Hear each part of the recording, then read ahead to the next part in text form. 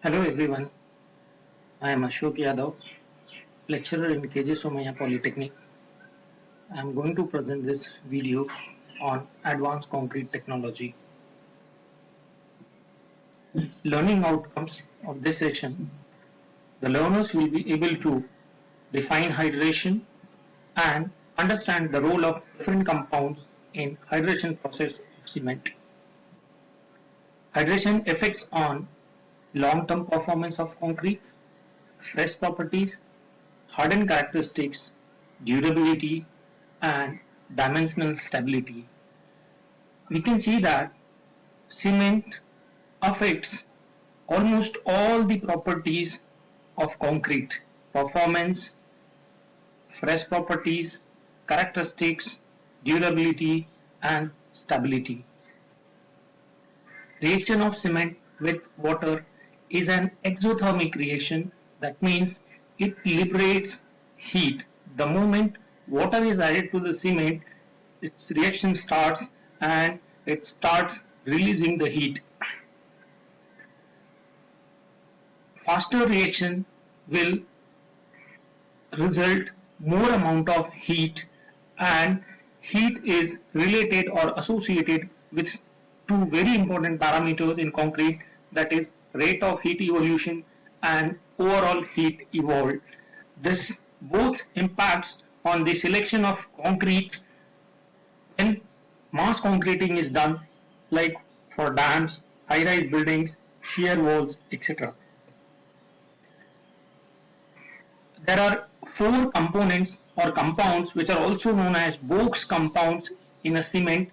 Namely, they are tricalcium silicate C3S, dicalcium silicate C2S, tricalcium aluminate C3A, and tetracalcium aluminiferrite C4AF. We can see that dicalcium silicate and tricalcium silicates dominates in the total percentage of cement. C3A is the first compound to start hydration, and it generates initial heat and responsible for setting of cement. The quick setting or flash setting of cement is the result of C3A. Tetracalcium aluminiferrite hydrates rapidly and contributes very less towards the strength. Tricalcium silicate, it reacts faster, generates more heat of hydrations. It is responsible for early strength. Basically, 1 to 3 days strength is majorly contributed by tricalcium silicate. But the bond produced or gel produced by tricalcium silicate reaction is of inferior quality as compared to gel or bond produced by dicalcium silicate. Dicalcium silicate or C2S hydrates slowly, it liberates lesser amount of heat and majorly contribute to the ultimate strength of concrete.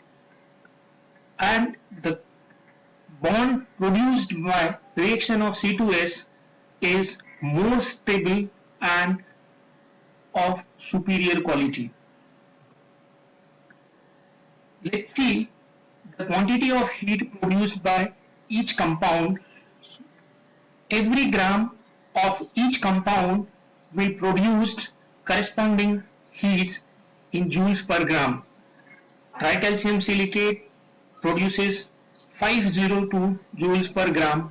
1 gram of dicalcium silicate produces 260 joules per gram of heat. 1 gram of tricalcium aluminate produces 867 grams of joule, and tetracalcium aluminiferrite produces 419 joules per gram. Here we can see the maximum heat is produced by C3A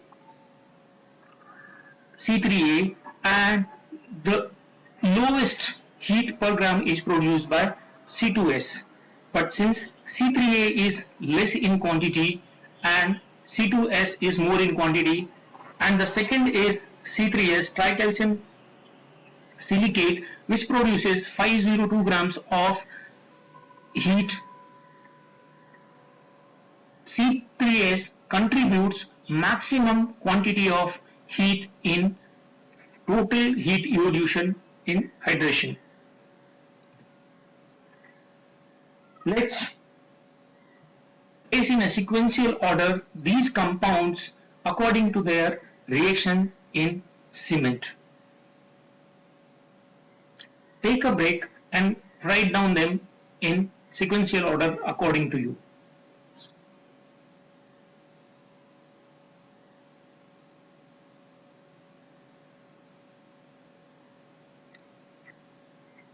Let's check your answers. So the sequence is tricalcium aluminate is the first compound to react. After that, tricalcium silicate, followed by tetracalcium aluminoferrite, and the last compound to react is dicalcium silicate, which produces lesser amount of heat and more strength to concrete.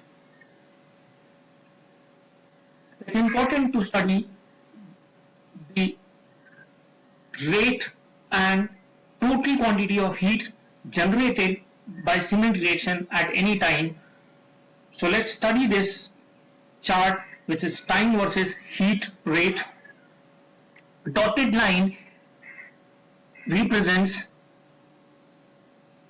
rate of heat generation and the continuous line represents the total heat generated in the system at any time.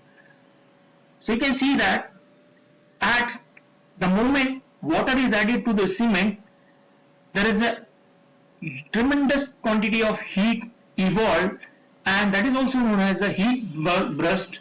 This heat burst is because of the sudden reaction of tricalcium aluminate. And as the time goes on, you can see that about 8 to 10 hours we get a peak where heat is more, and after that the rate of heat generation is reduces. So this is the main peak. We may get one subsidiary or additional peak in the cement heat graph, but that is rare. Let's conclude this.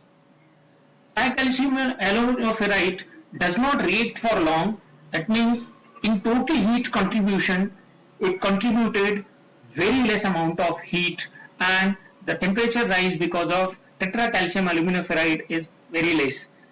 And the initial heat rise is contributed by mainly tricalcium aluminate and tricalcium silicate. Thank you. Happy learning.